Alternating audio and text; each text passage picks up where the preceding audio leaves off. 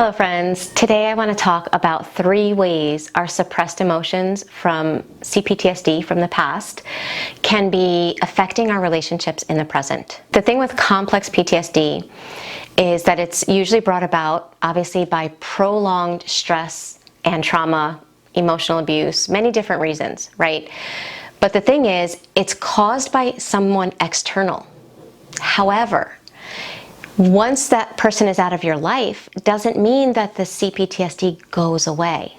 And that's the hard part, is to start realizing that you may be out of those toxic relationships. You may be away from toxic family members, toxic friends, toxic coworkers, and yet what was done, or the damage that was done, is still showing up in your life. It's frustrating to think that the past can have that kind of control over your present. But if we don't realize this, a lot of the C-ptsd behaviors and symptoms will stay outside of our conscious awareness, and we will just keep reenacting them because our subconscious will always have more power than our conscious mind. The reality is that emotional abuse, narcissistic abuse, affects your subconscious. And if we don't kind of bring those things into our conscious awareness, they will continue to run the show. We will continue to act in ways that are in harmony with that subconscious programming, whether the person that programmed it is in our life or not. And who wants that? I know in my coaching, a lot of people tell me that they feel like they lost so many years being in those dynamics with an emotional abuser, an emotional manipulator. The last thing they want is to be out of the relationship and yet still suffering the consequences. However, that will happen if we don't start bringing into our conscious awareness what's going on. Okay, so with that in mind, let's dive in. For those that don't know me, my name is Michele. I'm a life and relationship coach specializing in complex PTSD. I'm also the founder of the Thriver School of Transformation, which is a monthly membership where we meet live weekly on Zoom and we talk about all of this together. So if that's something that you feel you could benefit from, make sure you check out the link. I'll leave it here as well as in the description below. So one way that our suppressed trauma It's my dog. One way that our suppressed trauma or our suppressed emotions can affect our relationships now is through triggers. First of all, for those that aren't completely familiar with what a trigger is simply something that reminds us of a past wound, okay? It's usually unintentional. In the present moment, it could be a sight, it could be a smell, it could be somebody's facial expression, somebody's tone of voice, or an action that they're doing that will activate a suppressed emotion or memory. Okay, so for example, let's say Amy, we're going to use Amy as an example. Let's say Amy had a narcissistic parent that anytime she tried to express her perspective or explain something that happened, the narcissistic parent never believed her. And let's say Amy went through some really hard stuff and she's trying to get help, but that parent, again, doesn't believe her. So the pain of not being believed causes Amy, if this is done at a young age, Amy can't take the pain of the emotional abandonment when she's needing that emotional support. So her brain suppresses that pain of not being believed. It suppresses that completely, right?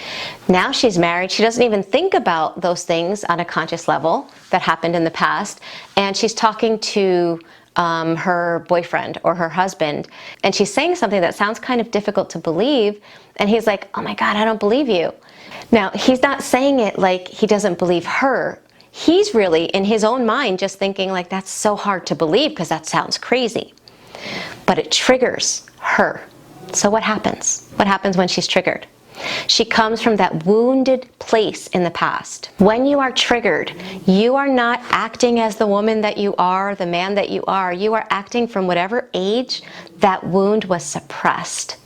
So if that wound was suppressed at 4, she comes on with the emotional makeup as a 4-year-old. And maybe she has like a temper tantrum. And she's now, flying off the handle about how rude and how unkind he is for not believing her. And he's just thinking, what just happened? Like, I wasn't really trying to say I didn't believe you. I was saying I couldn't believe that something like that could happen. But in that moment, she can't hear that logic. And she is just so overwhelmed with emotional dysregulation. That's just one small example. But I'm hoping that you see that if your triggers aren't resolved, if those suppressed emotions do not get taken care of, then they will show up in your relationships, not because you consciously want them to, but because your subconscious, because it's suppressed, your subconscious is living life as if it's still there. The danger is still there, and so it's always looking and evaluating anything that's similar to that original suppressed wound. And it will turn on at things that are even just imagined or perceived dangers. It's not a real danger. What your husband or boyfriend did at that moment wasn't a real danger. But because it was similar to the suppressed emotion, your subconscious acts as if it's a real danger. Your sympathetic nervous system gets kicked on, your fight or flight, and you're going to feel that emotional dysregulation. If you don't understand this and you don't know how to work through your triggers and you don't know how to heal those core wounds, it's going to wreak havoc on your relationships. The second thing that suppressed emotions can do in your relationships is you wind up projecting onto the other person. So for example, if you were constantly attacked as a child, everything you did was wrong, everything you said was wrong, you were criticized for every little thing, right? So you have this fear of criticism, you have this fear of rejection, you have this fear of being judged negatively, and it's suppressed. However, because it's suppressed, your subconscious is still living life as if that threat is still there. So you're in a relationship, no matter what the relationship is, and that person says something to you. It could be like a normal thing that they're saying, but because your mind is with this filter of this person's going to judge me, this person's going to criticize, this person is going to attack, it can view any little thing that that person says as an attack. We are essentially projecting onto the people in our lives the fears of those suppressed emotions. Usually what will happen is after the trigger calms down, after the attack, after our nervous system calms down, right? And we look back and we realize like, oh wow, I thought they were being really critical, but they weren't. But the damage was done because at the moment you thought they were, your nervous system perceived it as similar to the original wound, it might have caused you to react from your trauma response. Now you're attacking, or maybe you flee and you never want anything to do with that person again without any explanation. And so you're kind of burning bridges because of this perception, this perceived threat that is living in your subconscious mind due to the suppressed emotions and trauma.